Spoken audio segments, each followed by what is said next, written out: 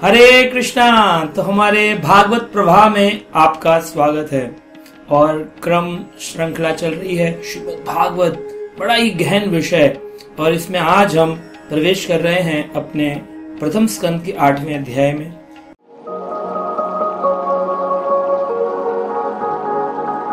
जहां पर परीक्षित जो उत्तरा की गर्भ में पल रहे हैं और पांडवों के आखिरी वंशज हैं, इनके ऊपर अश्वत्थामा जो कि दुर्योधन की सेना का आखिरी कमांडर इन चीफ है, उसने उठाकर के ब्रह्म अस्त्र फेंक दिया है उत्तरा की ओर।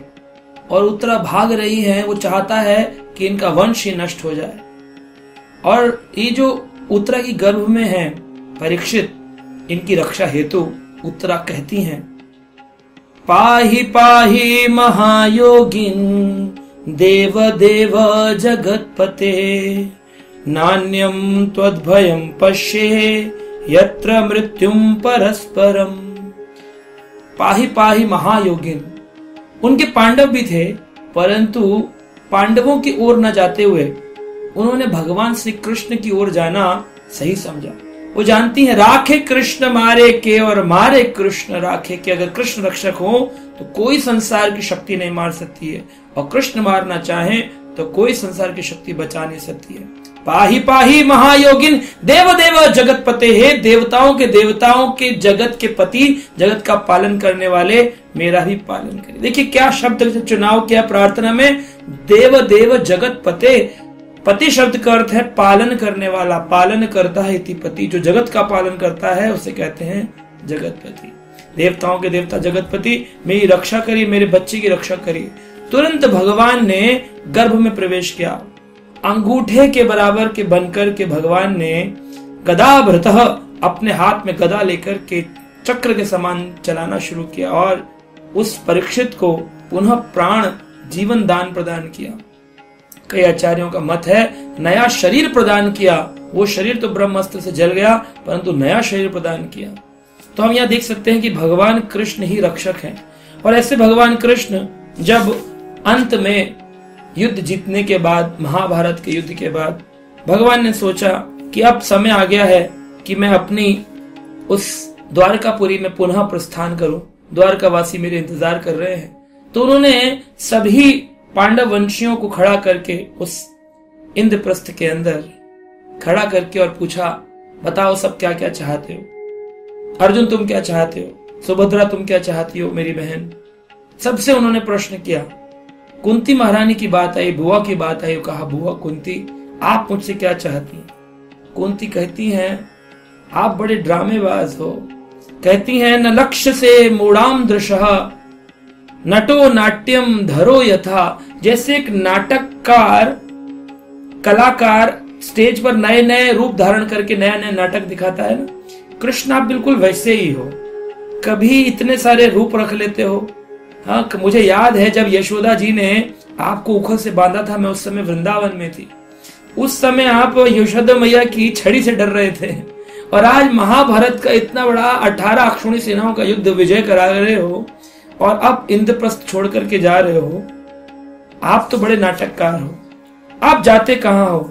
आप तो सदा अपने भक्तों के साथ विराजमान रहते हो। कुंती कहती कृष्णाय वासुदेवाय देवकी नंदनाय च नंद गोप कुमाराय गोविंदाय नमो नमः। कृष्णाय वासुदेवाय, हे कृष्ण आप वसुदेव के पुत्र हो। वसुदेव बड़े भाग्यशाली हैं जहां आपने उनके घर में पुत्र रूप में जन्म लिया। देवकी नंदनाय च, वसुदेव से ज्यादा भाग्यशाली तो देवकी हैं, क्योंकि देवकी जो है ये यशोदा जी का एक नाम है। देवकी उनकी जन्म कुंडली का नाम है, यशोदा उनको नाम गोकुल के लोगों के द्वारा दिया गया है, जिनके कारण कृष्ण आए और पूरे गोकुल के यश का उदय हो गया, इसलिए नाम दिया यशोदा। क्योंकि तुमने अपने गर्भ में धारण किया। वैसे तो भगवान गर्भ में नहीं आते हैं, लेकिन भगवान हवा के रूप में आते हैं, और जब हवा निकल जाती लगता है गर्भ से प्रसूति हो गई, भगवान बच्चे के रूप में प्रकट हो जाते हैं और लगता है कि जन्म हुआ है। तो इस प्रकार भगवान की अद्भुत जन्म लीला होती है। और उनसे भी ज्यादा भाग्यशाली है नंद गोप कुमार आया। नंद के जो गोप हैं उनके जो कुमार हैं नंद गोप कुमार। क्यों? क्योंकि उनके साथ आपने झूठा खाया, मधुमंगल की झूठी कड़ी खाई, आपने अद्भुत लीलाएं करी हैं।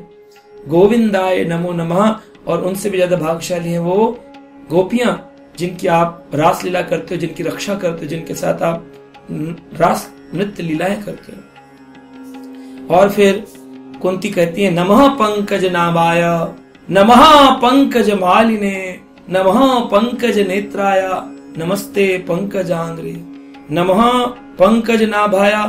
अब पैरों से भगवान का दर्शन किया जाता है, परंतु बुआ होने के नाते उन्होंने पहले नाभि को प्रणाम किया। नमः पंकज नाभाय, नमः पंकज मालिने, आपकी जो माला है इसको भी मैं कमल पुष्प की मालाओं को प्रणाम करती हूँ। नमः पंकज नेत्राय, आपके कमल जैसे नयन को मैं प्रणाम करती हूँ। और आखिरी में फिर चरणों पर कहती है नमस्ते पंकजांग्रे। तो यहां हम देखते हैं कि बुआ होने के नाते प्रार्थनाओं के अंदर उन्होंने किस प्रकार से स्मरण किया। भगवान कृष्ण कहते हैं अरे बुआ क्यों मेरा स्तुतिगान करती हो, मांगो आप मुझसे क्या चाहती हो। कुंती कहती है जो मांगोगी दोगे। कृष्ण कहते हैं आप मांगो तो बुआ। कहते हैं देखो मैंने ये देखा कि जब हमारे पास दुख अधिक थे तुम हमारे साथ हमेशा रहे। जब मेरे बच्चे भीम को पानी में फेंक दिया गया, जब लाक्षागृह में जलाया गया, जब 12 साल के वनवास में वो घूमे और 1 साल के अज्ञातवास में रहे, जब विराट नगर में रहे, जब महाभारत के युद्ध में आए, हर जगह तुम हमारे साथ थे। लेकिन कृष्ण जब आज हम विजयी हो गए, इस इंद्रप्रस्थ का राज्य हमें मिला है, तब आप हमें छोड़ करके वापस द्वारका जा रहे। तो मैं ये चाहती हूं विपदा संतु तु शाश्वत तत्र तत्र जगत्कुरे भवतो दर्शनम यत् स्यात् आपुनः भव दर्शनम।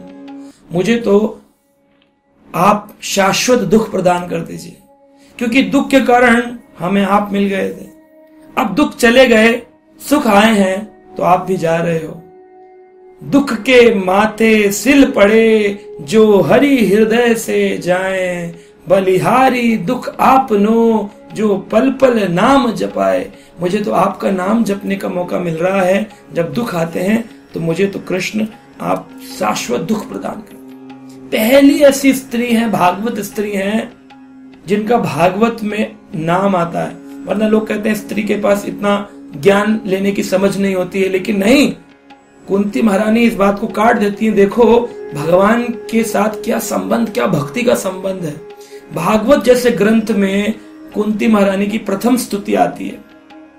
सुखदेव मुनि परम वैष्णव परमहंस कुंती महारानी का स्मरण कर रहे हैं, सुत गोस्वामी कुंती महारानी का स्मरण कर रहे हैं। उन्होंने दुख मांगा है, लोग सुख मांग रहे हैं, प्रार्थना कर रहे हैं, सुख संपत्ति घर आवे कष्ट मिटे तन का। वो कह रही नहीं, सुख संपत्ति में तो भगवान का विस्मरण हो जाएगा। भगवान से दुख इसलिए मांग नहीं रही है कि दुख आ जाए, इसलिए मांग रही है ताकि भगवान का स्मरण शाश्वत रूप से चलता है। ये कुंती माता ने मांगा है। तो ये अद्भुत चीज हमें यहाँ समझनी चाहिए कुंती माता के जीवन से कि वो कैसी है। वो कहती है लेकिन जिन लोगों के पास 4 चीजें होती हैं, जन्म ऐश्वर्य श्रुतः श्री भी एदमान मद पुमान, उनका अहंकार होता है, ऊंचे कुल में जन्म, बहुत सारा धन ऐश्वर्य, बहुत पढ़े लिखे हो श्रुति, और श्री यानी बहुत सुंदर हो। ऐसे जो लोग हैं ये भगवान के साथ संबंध स्थापित नहीं कर पाते। कुंती कहती है मुझे तो शाश्वत दुख देता, तो दुख की कामना करने वाली ऐसी स्त्री है। तो हमें भी भगवान से दुख तो ना मांगे, हम इतने ऊंचे तो नहीं कुंती माता की तरह के दुख मांग सके, कम से कम हमें भगवान से कुछ नहीं मांगना चाहिए। किसी भी कामना के बिना भगवान की सेवा करनी चाहिए कि प्रभु आप हमारे प्राण प्राणेश्वर हो, प्रियतम हो, हम आपकी सेवा करना चाहते हैं, बस तुम स्वामी हम सेवक। इस भाव से भगवान से सामने जाना चाहिए, उनकी उपासना अर्चना पूजा करनी चाहिए, उनका नाम जप करना चाहिए। हरे कृष्ण।